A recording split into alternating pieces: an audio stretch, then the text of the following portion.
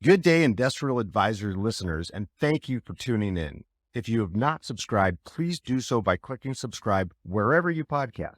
Click the like button and hit the bell if you want notifications of when we put up new content. Leave us a comment about anything we discuss here today or general comments about the show. Now, let's get into it.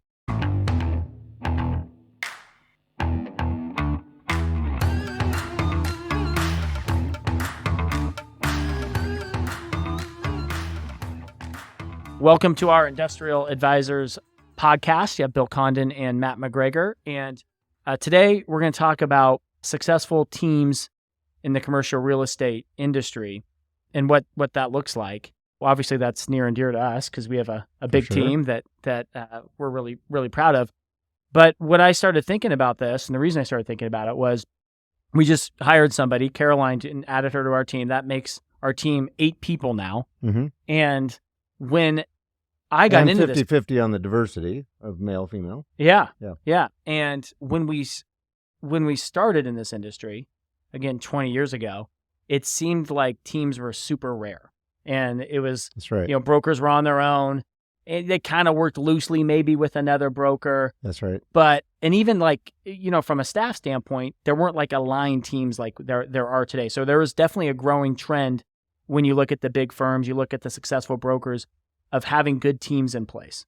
Would you agree with that? Well, I would now. And, the listener didn't hear the warm up to this call, but I was disagreeing with Bill, saying, no, I think there's less teams. And Bill just walked through it and started rattling them all off. And I'm like, oh, gosh, you're right. You're totally right. Teaming is way more relevant, or I would say more of the common company now has significant teams than the Cowboys, to your point, when we first started our careers. Yes. And, it's funny because teaming is something you can't really force, right? You got to get it right to build a successful team. It can't be forced. There's often times where we've seen over the years where people try and partner up because they think that's what success looks like. And if you're not gelling, it just doesn't work, right? Well, mostly if you're talking about, because there's a difference. There's teams that share some business, mm-hmm. and then there's revenue sharing teams.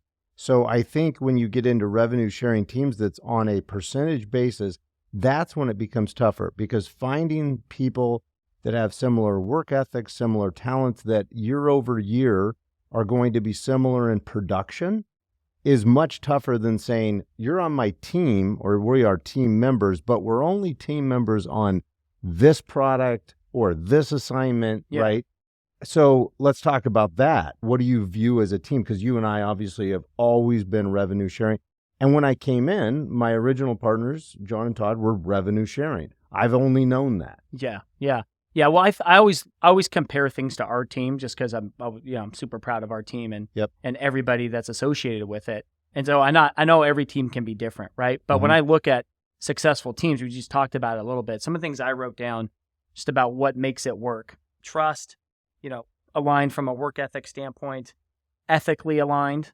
We share a lot of goals inside and outside of the office. That's right. And again, you can't force it. Either you have that or you don't. And successful long-term teams, I think the biggest thing that they do is they really care about their teammates, not just inside the office, but what they're doing outside the office. They understand what their goals are outside of the office and inside of the office.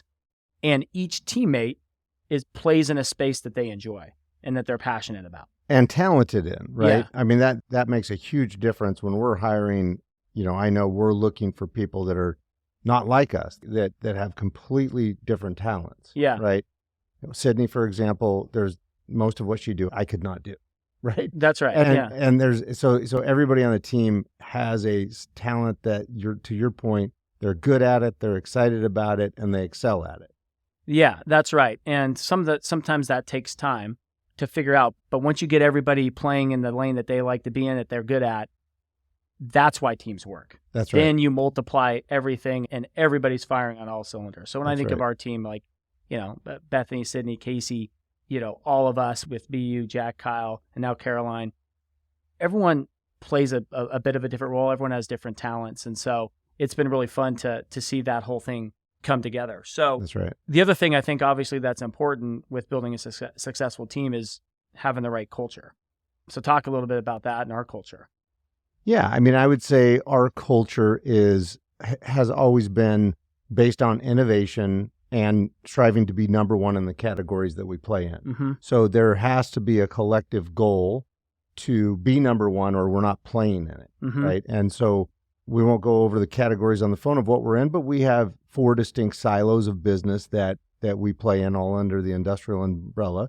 And we're constantly evaluating other teams, other companies, and saying, how do we innovate? How do we be the best we've seen in these segments? Whether it's toward our marketing, this podcast, whatever it is that we're doing, that we all have the culture of being great.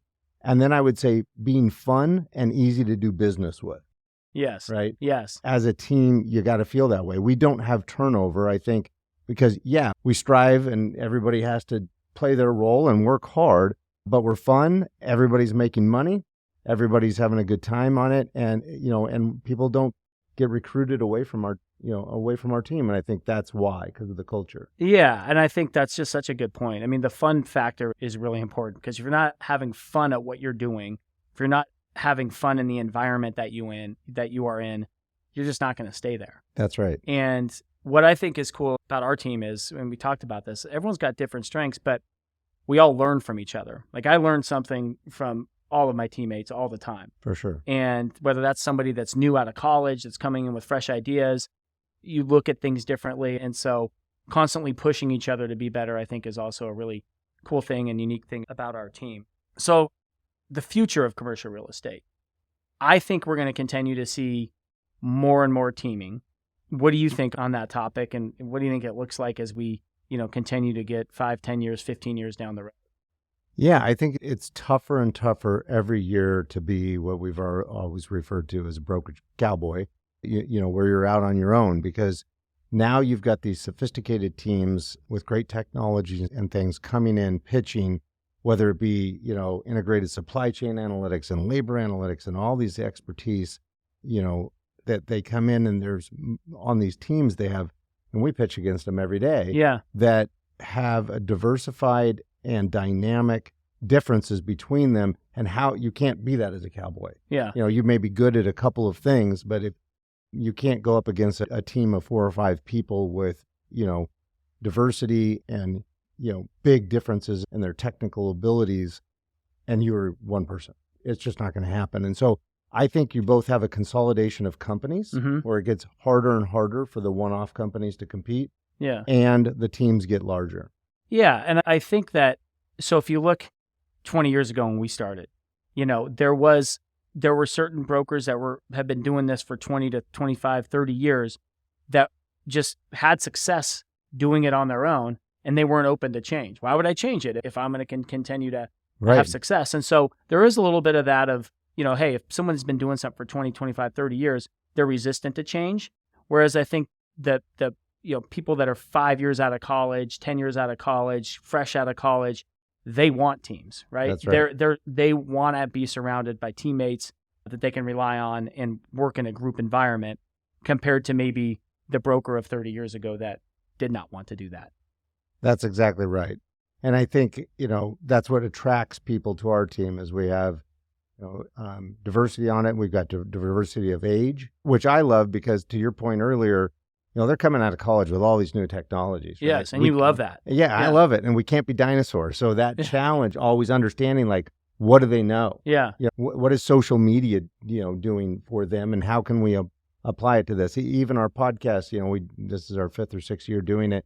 At one point, it was so new, right? And you have to challenge yourself that way. And so I think people are more attracted to teams. I can't imagine coming into the industry today the way you did and the way a lot of people did, where you don't have a team to learn from. Right. That would be tough. Yeah, you have a broker that you're assigned to, but you kind of, back in the day, it was the culture of you come kind of just figure it out. You have some help, but you just kind of figure it out. And, that's right. There's some value to that, but when you have a structured training program in place, that's even better. Mm-hmm. You and I have coached a lot of teams over the years, and we've talked about this before, but the most successful teams that I've coached have the best culture. They're maybe not the most talented. You got to be talented to have success, but you combine that with a good culture, and the sky's the limit. And so I think we keep coming back to that culture piece, just such an important thing, whether it's, coaching sports or in a team environment at work, the culture piece you got to get right. That's right. And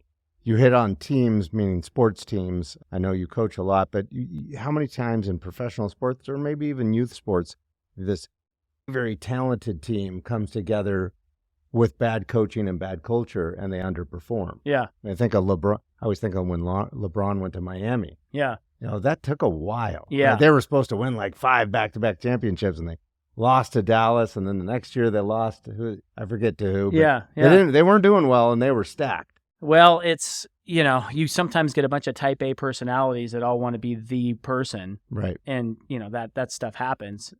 We always talk to our teams about being about we, not about me. Right. And so when nobody cares who gets the credit, really good things happen. That's right.